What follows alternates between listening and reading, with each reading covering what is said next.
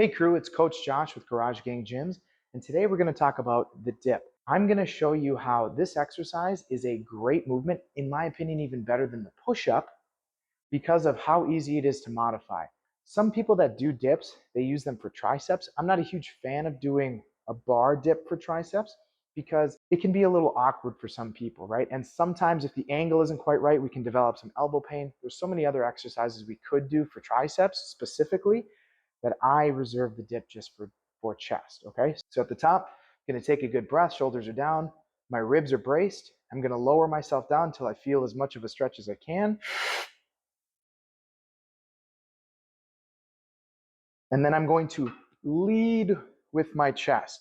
And the reason I say lead with your chest is because if you stay down, oftentimes, if you keep your chest down, oftentimes you're actually gonna take your chest completely out of it at the top, no matter how hard you push down. So if I lead with my chest, it's gonna make sure that as I push, I'm keeping my body weight onto my pecs here. And at the top, I get this huge engagement. I want people when they're doing dips to either use this U-shaped bar, right? It kind of comes off in horns, or parallel.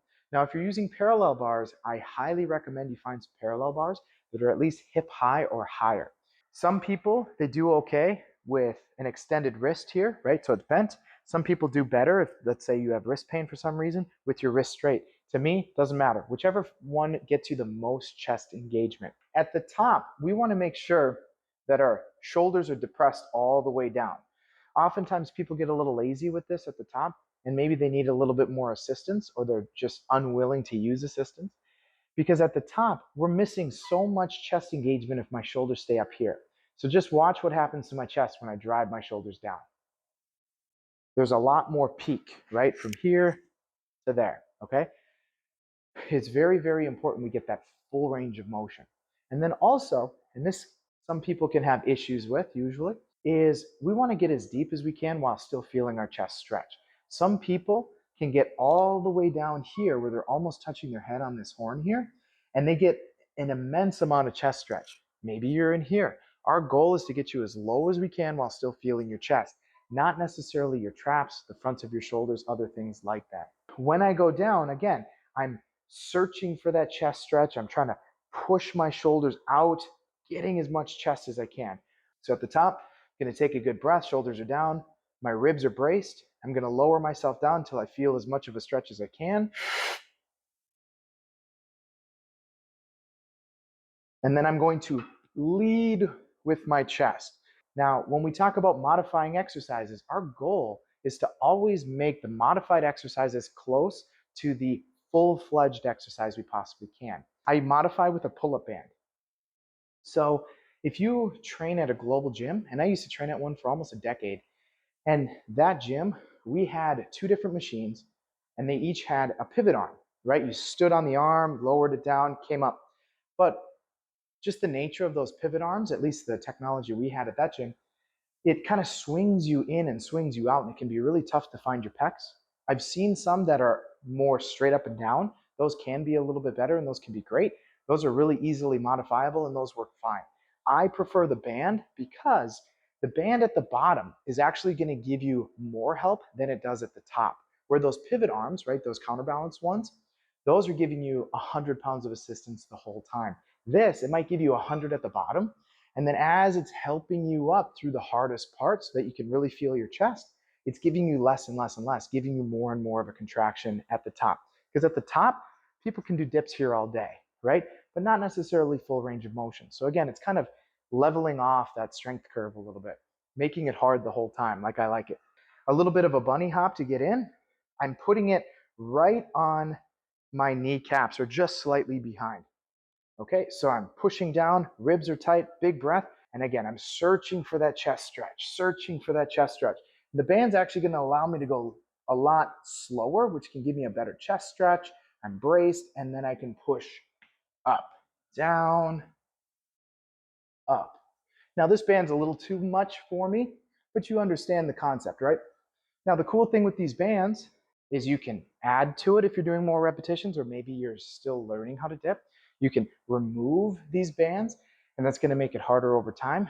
I do say, though, and I'm going to step out of frame for a second, I do say if you end up using just a band like this, very thin band, this band isn't really going to help you much if you're only doing 8s. If you're doing 20s or 30s on your dips, great. This little band can help get you those extra reps at the end, perhaps, right, by saving you a little energy as you go. But once you get to this band, just ditch the band and try it. I always say, start with your band. You should be able to do at least 5. If you can't do 5, give yourself a little bit more help. Try to build to 10 repetitions, 12 repetitions over week after week after week. Once you get to 10 or 12, great. Let's remove a little bit of band so that you can only do 5. Then build up, remove some band, build up. Eventually, you won't be using a band at all. Eventually, you'll be able to use a weighted vest. Now, let's talk about some pain things. Once again, as we always say here at Garage Gang Gyms, if you feel pain, you need to tell your coach. First thing you do. If it's shoulder, if it's back, if it's neck, whatever, you tell your coach, because number one, if you're with the Garage Gang Gyms online program, that means it's time for a form check. You take a video of the lift, you send it to us, and we can tell you, oh, obviously this is what's bothering you, or hey, have you ever tried this, that, or the other thing? We can help coach you through that, right? Because that's what we're trying to do. Now, let's say that pain isn't a technique thing. Well, then your coach definitely needs to know, because maybe they're programming you too much shoulder, too much chest, too much whatever, and it's causing issues, and it's the dip that you're just happening to feel it on, right? So it's very important you let your coach know. But once you told your coach, then what we can talk about is, okay, let's say you feel your shoulder. Best thing to check is what's going on at the trap, right? The trap has a tendency to pull those shoulders out of position, put it in a bad place. So if you're feeling your traps, that's probably why your shoulders are burning too. So we want to set those shoulder blades down, nice tight brace.